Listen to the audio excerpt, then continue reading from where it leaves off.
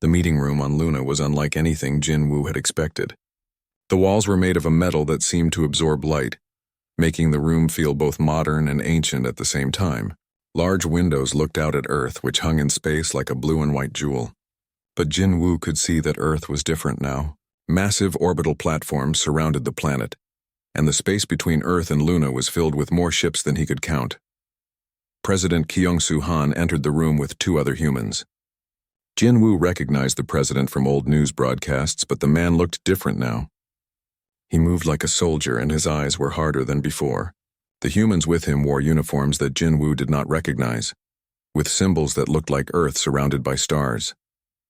"Ambassador Park," President Han said as he sat down across from Jin Woo. "It has been a long time since the Council sent someone to speak with humanity."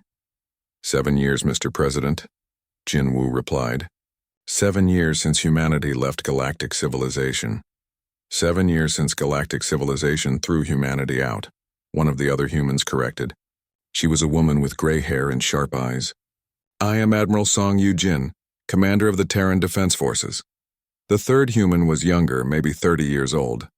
"Dr. Woo Jae-sung, director of strategic planning," he said by way of introduction. President Han folded his hands on the table. "Ambassador Park, my advisors tell me that the galaxy is in trouble. The hegemony has conquered nearly half of all inhabited worlds, and the Council cannot stop them." "That is correct, Mr. President," Jin Woo said. "The situation is desperate. That is why I am here." "To ask for our help," Admiral Song said. It was not a question. "Yes," Jin Woo admitted. "The Council formally requests military assistance from the Terran Alliance in stopping hegemony expansion." Dr. Woo leaned forward. "The same Council that voted 847-3 to expel humanity now wants our help?" Jin Woo felt his face grow warm with embarrassment. "The situation has changed, Dr. Woo. The galaxy needs humanity's strength." President Han was quiet for a long moment. Then he asked, "What does the Council offer in exchange for this help?" Jin Woo had prepared for this question. Full restoration of humanity's Council membership, permanent seats on the Security Council, favorable trade agreements for all human worlds, and... He paused. "An official apology for humanity's expulsion." Admiral Song laughed, but it was not a pleasant sound. "They think we still want to join their club?" "Admiral," President Han said quietly, and Song became silent. "Ambassador Park," the president continued, "humanity has changed in the past 7 years. We are not the same species that begged for acceptance in galactic civilization. We have grown stronger, more unified, and much more capable." Jin Woo could see evidence of this all around him. The Luna facility was clearly new, and built with technology that seemed decades ahead of what the Council possessed. Through the windows he could see construction projects on a scale that defied imagination. "The Council recognizes that humanity has advanced significantly," Jin Woo said carefully. "That is part of why we need your help." Dr. Woo activated a holographic display in the center of the table. It showed a map of the galaxy with red areas marking hegemony territory. "Our intelligence suggests the hegemony will control 60% of the galaxy within 6 months. Is that accurate?" Jin Woo was surprised that humans had such detailed information. "Yes, that matches our projections." "And the Council military response?" Admiral Song asked. "We have approximately 800 ships of various classes," Jin Woo admitted. "The hegemony has over 5,000. The three humans exchanged glances. Jin Woo could not read their expressions, but he sensed they were communicating in some way he could not detect. "Ambassador," President Han said finally, "humanity appreciates the Council's offer. However, we have conditions." "What conditions?" Jin Woo asked. Admiral Song stood up and walked to the window. "Complete military autonomy. Human forces will operate under human command with human objectives. The right to establish human law enforcement in any territory we liberate from the hegemony," Dr. Woo added. "Guaranteed human control over all technology we use in the liberation effort," President Han continued. "No sharing of human military secrets with Council forces." Jin Woo felt overwhelmed. These conditions went far beyond what the Council had authorized him to accept. "I will need to consult with the Council leadership." "You have 24 hours, Admiral Song said, still looking out the window. "After that, our offer expires." "Why the time limit?" Jin Woo asked. President Han smiled, but like Admiral Song's laugh, it was not entirely pleasant. Because in 24 hours, the hegemony will launch their final assault on the Council core worlds. After that, there may not be a council left to negotiate with. Jinwoo felt cold. How do you know about the hegemony's plans? We know many things, Ambassador, Dr. Wu said. We have not been as isolated as the galaxy believes. That night, Jinwoo sent an urgent message to the council leadership. The response came back within hours. Accept all human conditions. We have no choice, but Jinwoo already knew the answer would be yes. The council was desperate, and desperate people accept whatever terms they can get. The next morning, he met again with the human leadership. The council accepts your conditions, he said. President Han nodded. Excellent. Admiral Song will coordinate with your military leaders. Dr. Wu will handle logistics and intelligence sharing. I will communicate directly with Council Leader Velthara. When can human forces begin operations? Jinwoo asked. Admiral Song turned from the window with a smile that made Jinwoo feel much better. For the first time, it was a genuinely pleased expression. Human forces are already in position, Ambassador, she said. We have been preparing for this day for 7 years. In position where? Jinwoo asked. Dr. Wu activated the holographic display again. This time it showed the Centauri sector, where hegemony forces were gathering for their assault on the Council core worlds. Our first fleet is currently in hyperspace, approaching the hegemony staging area, he said. They will arrive in approximately 6 hours. Jinwoo stared at the display. How many ships in your first fleet? 1,237 combat vessels, Admiral Song replied casually, as if she was discussing the weather. Jinwoo felt dizzy. The entire council military had fewer than 800 ships, and this was just one human fleet. How many fleets do you have? He asked weakly. That is classified information, Ambassador, President Han said, but I can tell you that the first fleet will be sufficient to handle the immediate hegemony threat. What do you want me to tell the council? Jinwoo asked. President Han stood up and walked to the window. He looked out at Earth, where billions of humans lived and worked in the most advanced civilization the galaxy had ever seen. Tell them that humanity is coming home, he said. Tell them that we return not as the junior partners who left 7 years ago, but as the guardians of galactic civilization. He turned back to Jinwoo. And tell them that the hegemony's reign of terror ends today. Jinwoo left Luna with a message that would change the galaxy forever. Humanity was returning to galactic civilization, but they were returning as its masters, not its servants. Behind him, the greatest military force in galactic history, prepared to remind the universe why humanity had once been feared as much as they were respected. The hegemony had conquered half the galaxy by preying on the weak and divided, but they had never faced an enemy like humanity united and prepared for war. They were about to learn the difference. The emergency alarm echoed through the council chambers as delegates rushed to their seats. Outside the great windows, they could see refugee ships arriving every hour. The ships were crowded with aliens fleeing from hegemony attacks. Some ships were damaged and leaking air. Others were so packed with refugees that people were sleeping in the hallways. Council leader Velthara looked older and more tired than ever. Her blue skin had turned gray and she moved slowly to her speaking platform. Around her, only half the seats were filled. Many species had already been conquered by the hegemony. Others had left the council to try to make their own deals with the enemy. The situation is worse than we feared, she announced to the remaining delegates. General Shin will give us the military report. General So Young Shin stood up. She was a small alien who looked like a furry cat that walked on 2 legs. Despite her size, she was one of the best military minds in the galaxy. But even she looked defeated today.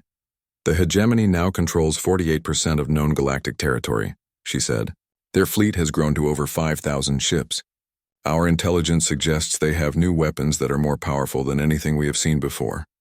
She pressed a button, and a large screen showed a map of the galaxy. Red areas showed hegemony territory. Blue areas showed council space. Green areas were neutral or independent worlds. There was much more red than blue.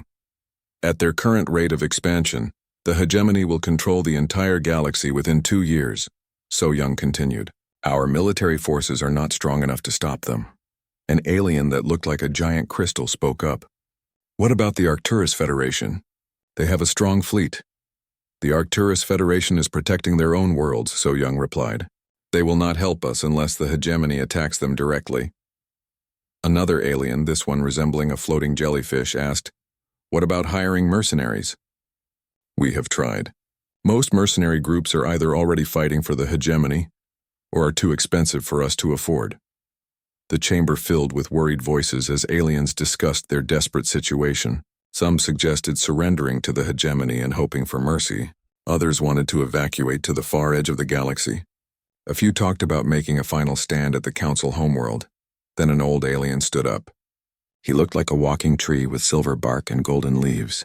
His name was Elder Thrum, and he was one of the oldest beings in the galaxy. When he spoke, everyone listened. "There is one option we have not discussed," he said in a voice like wind through branches. "What option?" Felthara asked. "The humans." The chamber became completely quiet. No one had spoken seriously about humanity in years. Most aliens tried to pretend the humans had never existed. "The humans left us," said the crystal alien. "They made it clear they wanted nothing to do with galactic civilization." Elder Thrum made a sound like laughing, but sadder. "We left them. We threw them out because we were afraid of their strength. Now we are dying because we lack that strength." A young alien who looked like a blue horse stood up. "Even if we wanted to ask for human help, they would not answer. They have ignored every message we have sent." "We have not tried hard enough," Elder Thrum replied. "We have sent automatic messages and formal diplomatic notes. We have not sent a real ambassador with a real offer." Velthara thought about this. She remembered Ambassador Hyunwoo and his final words. This council wanted to see what the galaxy would look like without humanity. "Soon you will find out." They had found out. Without humanity, the galaxy was being conquered by bullies and tyrants. "What kind of offer could we make?" she asked. Elder Thrum's golden leaves rustled. "Full membership in the council. Not as junior partners, but as equals. Military authority to fight the hegemony as they see fit, and—" He paused. "An apology." Many aliens made sounds of protest. Some said it was beneath their dignity to apologize to humans. Others said humanity would never accept such an offer. But the sounds of protest grew quieter as more refugee ships appeared outside the windows. The aliens could see the reality of their situation. Pride would not save them from conquest. The vote was closer than anyone expected. By just 37 votes, the council agreed to send an ambassador to humanity with an offer of full partnership and a request for military aid. The choice of ambassador was obvious. Jinwoo Park was the nephew of the last human ambassador to the council. He was young, smart, and had always argued for cooperation between species. If anyone could convince humanity to help, it would be him. Jinwoo accepted the mission with mixed feelings. He knew it was probably hopeless. Humanity had made it clear they wanted nothing to do with galactic politics. But he also knew that billions of lives depended on him trying. "What exactly am I authorized to offer?" he asked Velthara during his final briefing. "Everything," she replied. "Full council membership with veto power over military decisions. Favorable trade agreements. Territory rights for human colonies. Whatever they want within reason. And if they ask for things that are not within reason..." Velthara looked out the window at another refugee ship limping toward the station. "Then we consider them anyway." Jinwoo's ship was the fastest in the council fleet. It was called the Diplomatic Venture, and could travel from the council center to human space in 3 weeks. But even that seemed too long when new reports of hegemony attacks arrived every day. During the journey, Jinwoo studied everything he could find about humanity. Most of the files were old from before the humans left. But they painted a picture of a species that was stubborn, independent, and very good at fighting. He also studied reports from Commander Yongho's monitoring station. The reports suggested that humanity had not been idle during their 7 years of isolation. They had built something big, but what? "Ambassador, we are approaching the edge of human space," called his pilot, a young alien who looked like a blue dolphin with arms. "Any response to our communication requests?" Jinwoo asked. "Nothing, sir. The humans are maintaining complete communication silence." Jinwoo was not surprised. Humanity had ignored all previous attempts at contact, but this time was different. This time the galaxy was desperate enough to offer them anything they wanted. "Keep trying," he ordered. "Send the message on all frequencies. Tell them the council requests permission to enter human space for urgent diplomatic discussions." They waited for an hour with no response. Then 2 hours. Jinwoo began to worry that the humans would simply ignore them and force them to turn back. Then something appeared on their sensors. "Ambassador, there is a ship approaching," the pilot said. "It is very large." Jinwoo looked at the sensor readings and felt his mouth fall open. The approaching ship was bigger than anything he had ever seen. It was longer than the Council's largest space station and radiated power like a small star. "Are you detecting any weapons?" he asked. The pilot checked his instruments. "Sir, the entire ship appears to be a weapon." A voice came over their communication system. It spoke in perfect Council standard, but with a human accent that Jinwoo recognized from old recordings. "Council vessel Diplomatic Venture. This is Captain Haewon Kim of the Terran ship Incheon. You are ordered to follow us to the designated meeting area. Do not deviate from the prescribed course." Jinwoo activated his communicator. "Captain Kim, this is Ambassador Jinwoo Park of the Galactic Council. We request permission to enter human space for urgent diplomatic discussions." There was a pause. Then Captain Kim replied, "Ambassador Park, your request has been noted. Follow us." The Incheon turned and began moving toward the inner human systems. Jinwoo's ship followed, dwarfed by the massive human vessel. "Ambassador," his pilot whispered, "look at the sensor readings." Jinwoo looked and saw something that made his blood run cold. The space around them was full of ships. Hundreds of ships, all human, all larger than anything the Council possessed. They had been invisible until now, hidden by technology the Council did not understand. "How many ships do you count?" Jinwoo asked. The pilot checked his instruments several times. "At least 300 in this area alone, sir. And the readings suggest there are many more throughout human space." Jinwoo realized that humanity had not spent 7 years hiding in isolation. They had spent 7 years preparing for war. The question was, war against whom? As they flew deeper into human space, Jinwoo began to hope that the answer might be war against the hegemony. The galaxy's last hope was about to find out if humanity was willing to save the people who had thrown them away. 7 years had passed since humanity left the galaxy. For most aliens, life had returned to normal. The prices of goods had come down after other species learned to trade with each other. New cargo companies had formed to replace the human ones. The galaxy seemed to work just fine without humans, but some aliens remembered the humans and wondered what they were doing. Commander Yong-ho Nam sat in his monitoring station at the edge of human space. His job was to watch the border between human territory and the rest of the galaxy. For 7 years, he had been sending reports about what he could detect from the human systems. The reports were always the same: massive construction, strange energy readings, and complete silence from humanity. "Anything new today?" asked his assistant, a young woman named Yoonbi Kim. She had been working with him for 3 years and had never seen a human ship leave their territory. Yong-ho looked at his instruments. Same as always. Huge energy spikes from the asteroid belt around Earth, radio signals that we cannot decode, and gravity readings that suggest they are building something very big. "How big?" Yoonbi asked. Yong-ho shook his head. "Bigger than anything we have ever seen. The gravity readings suggest ships that are the size of moons." This was what worried the few aliens who still paid attention to humanity. The humans were building something in secret, but what? Deep inside human space, Dr. Mi-kyung-oh was working on technology that would have amazed the aliens who had expelled humanity from the Council. Her laboratory was on a space station that orbited Jupiter. The station was one of hundreds that humans had built since coming home. "Doctor, the new engine design is ready for testing," said her assistant, Jinwoo Lim. He was holding plans for a fusion drive that could push ships faster than anything in the galaxy. Mi-kyung looked at the plans. The engine was beautiful in its simplicity. While aliens had spent thousands of years making small improvements to their technology, humans had started over completely. Without the restrictions of Council treaties, they could try ideas that had been forbidden before. "Test it on the prototype ship," she said. "If it works, we can start building the real engines." The prototype ship was called the Busan. It was smaller than the warships humanity was building in secret, but it was still bigger than most alien vessels.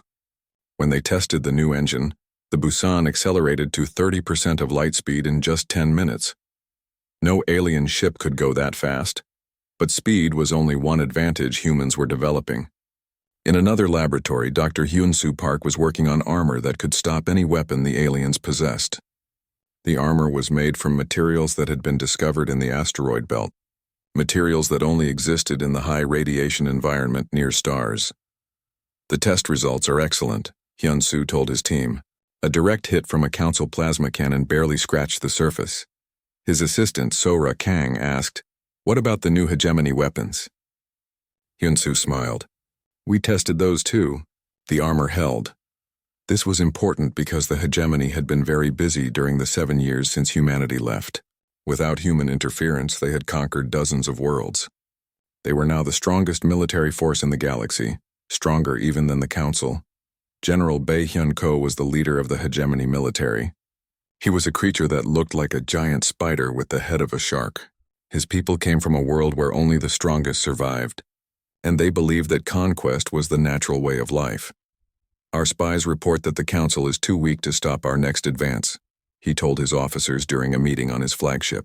The ship was called Dark Victory and was the largest warship any alien had ever built. "Which sector do we attack next?" asked his second-in-command, a female of his species named Zara Kith.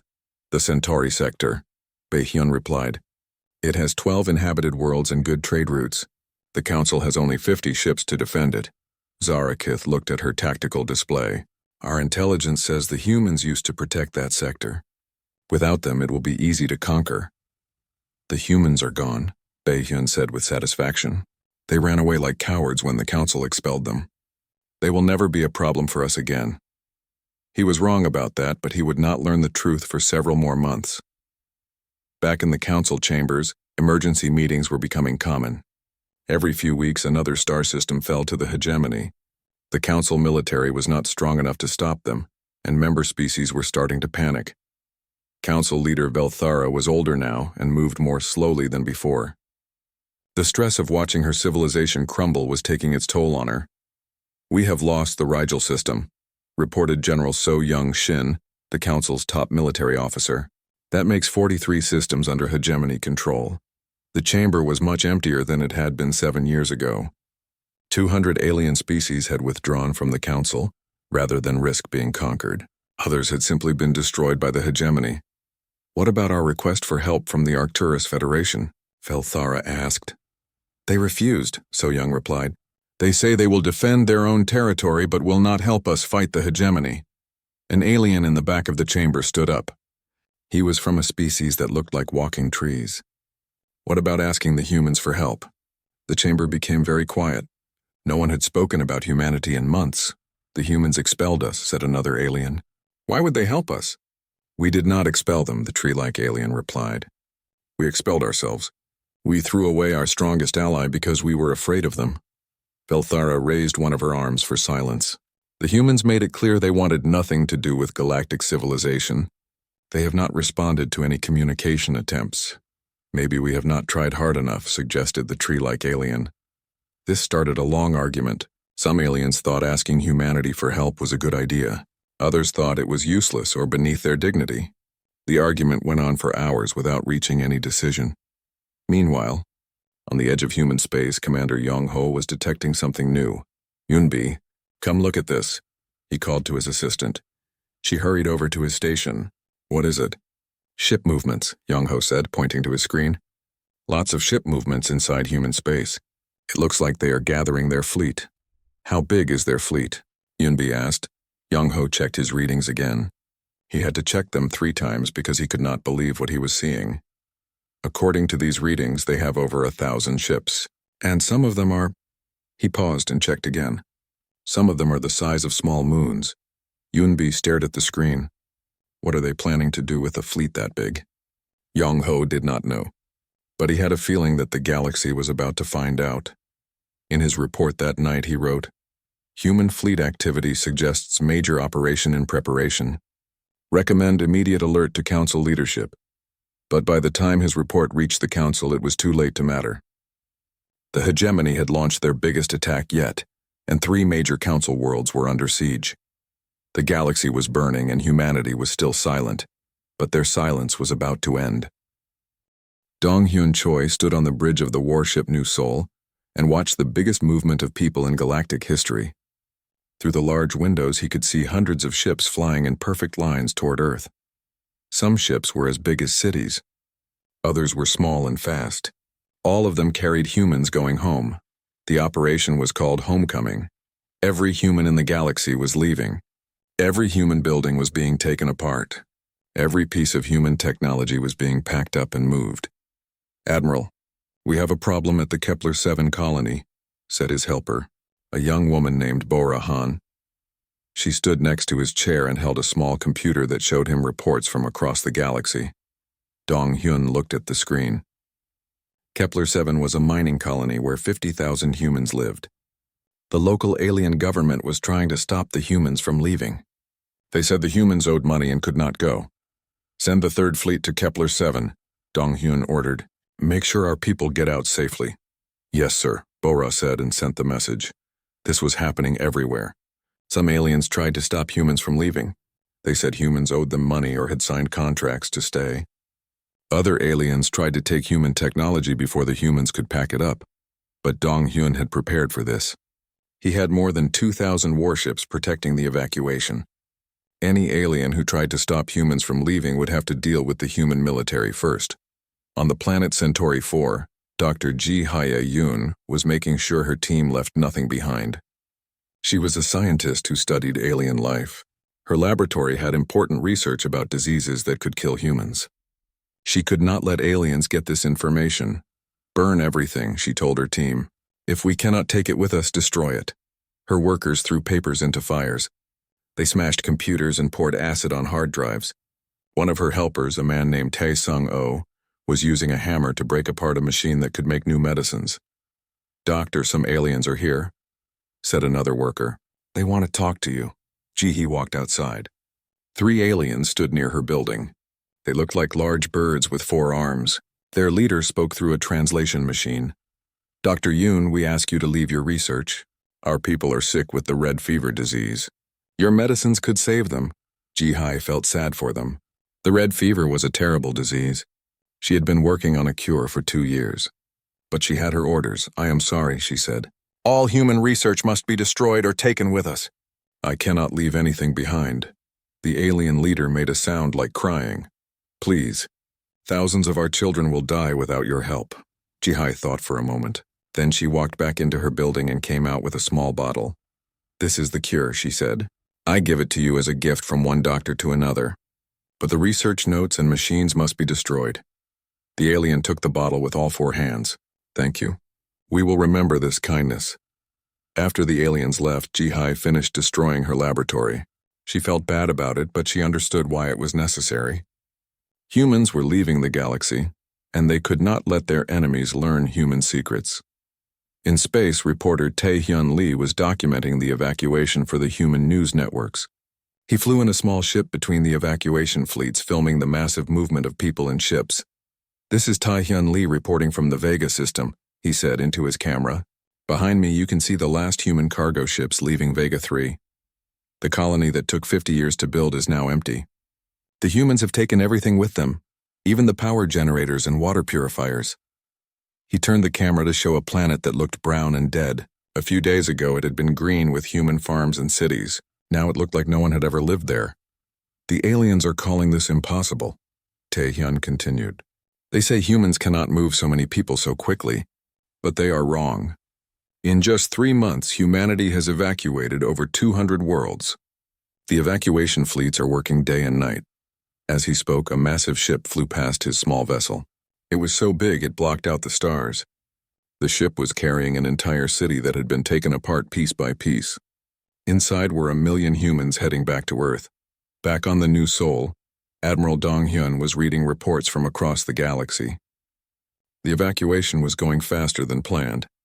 His people were working like they had never worked before.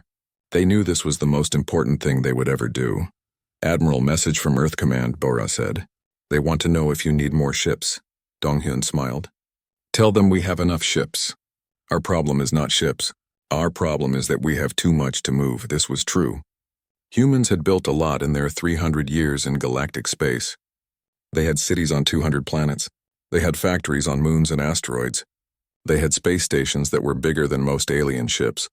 Moving all of this was like moving an entire civilization in just a few months. But humans were doing it. Some aliens tried to help. The Arcturus people, who looked like tall blue humans, offered to store human belongings until the evacuation was finished. But human leaders said no. Everything had to come home to Earth. Other aliens tried to take advantage. Pirates attacked human cargo ships thinking they were easy targets. They learned quickly that they were wrong. Human cargo ships had military escorts, and human military ships did not play games with pirates. "Admiral, the pirates in the Rigel system have been eliminated," reported Commander Jae-won Park. He was in charge of escort duty for the cargo fleets. "How many pirate ships?" Dong-hyun asked. 37, sir. No human casualties." Dong-hyun nodded. Word would spread quickly that attacking human evacuation ships was a very bad idea. As the months passed, the galaxy began to feel the effects of the human departure. Human cargo ships had carried goods between alien worlds. Human traders had connected markets across space. Human factories had made products that aliens needed. Now all of that was gone. Alien cargo ships could not keep up with demand. Prices for basic goods started going up. Some planets that had depended on human trade began to have shortages of food and medicine. The Council met several times to discuss the crisis. Some members suggested forcing humans to stay. Others wanted to negotiate a deal to keep human trade ships operating. But it was too late for negotiations. Humans were committed to leaving completely. "The last human evacuation ship has left Council space," Bo-ra reported to Admiral Dong-hyun. They were now in orbit around Earth, looking down at the blue and white planet that was humanity's home. "How many people did we bring home?" Dong-hyun asked. 247 million humans, sir, plus all their belongings, all their technology, and all their animals." Dong-hyun looked out at the space around Earth. It was crowded with ships and space stations. The human population of Earth had doubled in just 8 months. But somehow they were making it work. "What are your orders now, Admiral?" Bo-ra asked. Dong-hyun was quiet for a long time. Then he smiled. "Now we get ready." "Ready for what, sir?" "Ready for when we go back out there," he said. "Because someday we will return to the galaxy. And when we do, things will be very different." The Great Hall of the Galactic Council was filled with noise. Hundreds of alien beings talked, argued, and made strange sounds that passed for speech among their kinds. The air smelled of different atmospheres mixed together, creating a scent that made humans feel sick after too long. Hyunwoo Kim stood at the human speaking platform. His hands were steady, but his heart was beating fast. He had been Earth's voice in this place for 15 years. Today would be his last day. The platform was made of white stone that came from a planet humans had never seen. It was smooth and cold under his hands. Around him, the aliens sat in their special seats. Some needed water to breathe. Others glowed with their own light. A few were so big they needed multiple seats. Sumin Park walked to his side. She was his helper and had worked with him for 10 years. Her face was pale and her hands shook as she gave him the paper. The paper contained the words that would change everything for humanity. "Are you ready?" she whispered in Korean. Hyunwoo nodded. He looked at the paper but did not need to read it. He knew every word by heart. The council leader was a creature called Velthara. She came from a race that had ruled the galaxy for thousands of years. Her skin was blue and seemed to move like water. Her voice was deep and made the floor shake when she spoke. "The council will now hear the charges against humanity," Velthara said. Her words were translated into every language in the galaxy by machines that floated in the air. A tall, thin alien stood up. His name was Zixtar, and he came from a planet where they grew crystals instead of plants. His people thought humans were dangerous animals who should never have been allowed to join the council. "Humans are too violent," Zixtar said. His voice sounded like breaking glass.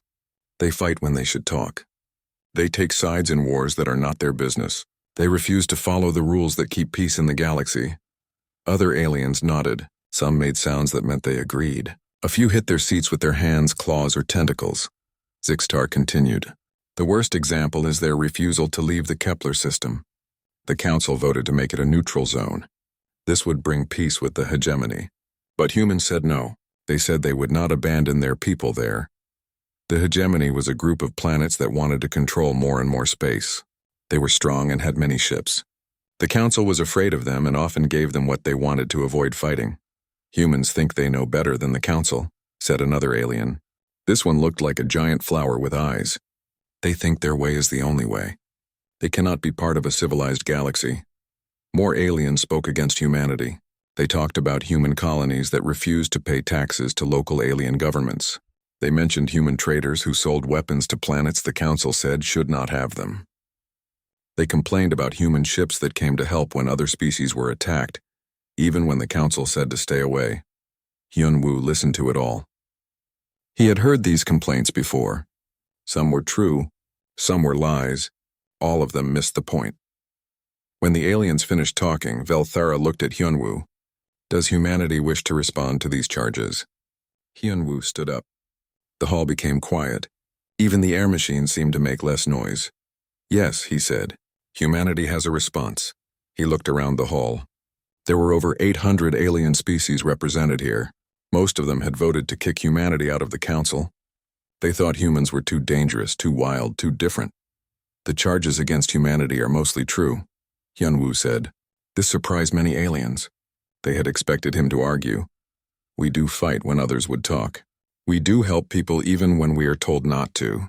We do refuse to abandon our colonies just because it would be easier for the Council. He paused and looked directly at Velthara. We do these things because we believe they are right. We believe that the strong should protect the weak. We believe that keeping peace by giving bullies what they want is not real peace. We believe that some things are worth fighting for. The hall was completely quiet now. Even the translation machine seemed to pause. The Council has made its feelings clear, Hyun-woo continued. You do not want us here. You think we are too different, too difficult, too dangerous. You may be right. Velthara raised one of her forearms. The Council votes now on the expulsion of humanity. All in favor? Lights appeared above the seats as aliens voted. Red lights meant yes, kick humanity out. Blue lights meant no, let them stay. Green lights meant not sure. The count appeared on a screen.